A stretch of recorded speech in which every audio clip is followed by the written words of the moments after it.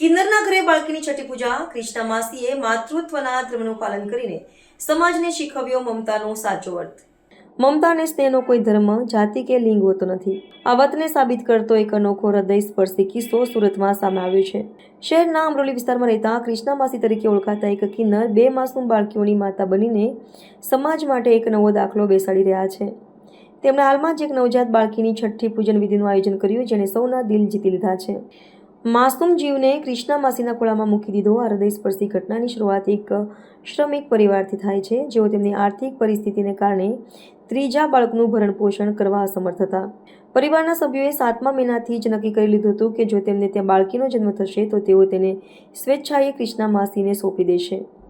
બાળકીના જન્મ બાદ તેમણે ખુશી અને વિશ્વાસ સાથે માસૂમ જીવને કૃષ્ણા માસીના ખોળા મૂકી દીધો, જે તેને મમતા અને સુરક્ષાનું નવું જીવન મળ્યું। આ એકમાત્ર કિસ્સો નથી। કૃષ્ણા માસી પહેલેથી જ એક અન્ય દીકરીની સંભાળ કરી રહ્યા છે। આ દીકરી એવી યુવતીની હતી જે લગ્ન પહેલાં જ માતા બની ગઈ હતી। કૃષ્ણા માસીએ તે બાળકીને પણ પોતાની દીકરીની જેમ સ્વીકારી અને તેને માતૃત્વની હૂંફ આપી હતી। માતા પિતાએ મારી પર વિશ્વાસ મૂકીને મને આ દીકરી સોંપી છે। બાળકીની છઠ્ઠી પૂજન વિધિ દરમિયાન કૃષ્ણા માસીના ચહેરા પર એક અનોખી ખુશી અને સંતોષ જોવા મળતો હતો। તેમણે જણાવ્યું કે આ એક પુણ્યનું કામ છે। બાળકીના માતા પિતાએ મારી પર વિશ્વાસ મૂકીને મને આ દીકરી સોંપી છે। આજે જે રીતે દરેક માતા પિતા પોતાના ઘરે છઠ્ઠી પૂજન કરે છે, મેં પણ મારા ઘરે મારી નાની દીકરી માટે આ પૂજા કરી। તેમણે વધુમાં કહ્યું કે તેમની જવાબદારી માત્ર આર્થિક મદદ પૂરતી નથી, પરંતુ બંને દીકરીઓનું ભવિષ્ય ઉજ્જવળ બને તે સુનિશ્ચિત કરવાનું છે। તેમણે દત્તક લીધેલી લેખિત કાર્યવાહી શરૂ કરવાની વાત પણ કહી, જેથી આ સંબંધ કાયદાકીય રીતે પણ મજબૂત બને। જય માતાજી, જય શ્રી કૃષ્ણ, રાધે રાધે। બધાને ખૂબ મારા જય માતાજી અને પગે લાગો મારા સુરત શહેરના ભેખને, પગે લાગો મારા ગુરુદાન ગુરુને। મેં બોલું સુરત હોળી બંગલા મારા ગુરુજીનું ઘર છે। મારા ગુરુજીનું નામ છે હિના કુંવર, મારા દાદીનું નામ છે કસ્તુરી દાદી, બરાબર।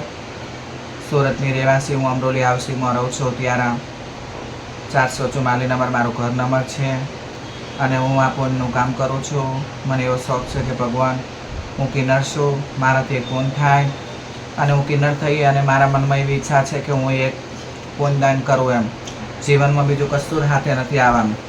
એક આ પૂનદાન હશે તો આપણે 100 વર્ષના થઈને મરશું તો એ આપણા હાથે આવશે, બીજું કંઈ આવે નહીં। આજે આ મોટી બાળકી છે એ બી મારી 2 દાડાની જો લઈ અને મેં આજે 11 વર્ષની કરી, 5મું ધોરણ ભણે છે, અમરોલીમાં જ ભણે છે, જ્ઞાનજ્યોતિ સ્કૂલનું નામ છે, બરાબર।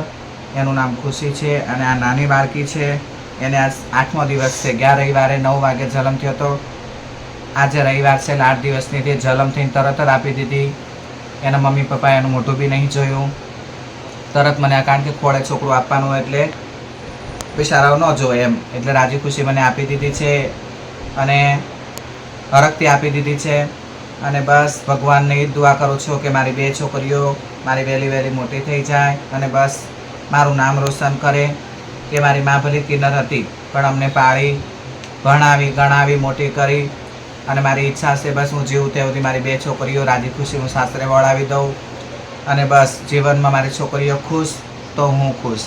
જય માતાજી, જય શ્રી કૃષ્ણ।